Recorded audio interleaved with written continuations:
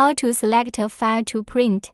If there is no file that we need to print in the machine, we can create a file. Click Create File. Firstly, our machine supports text, time, counter, picture, QR code, barcode, shift code printing. Take text as an example. Click the text icon. A text box pops up. We can edit the text box. After editing, click OK to save the file. Then name the file. After naming, click Save. In this way, the newly created file is saved in the machine. Then click Load File. Find the file you just saved. When there are many files, we can search here. Select the file just now. Click to print.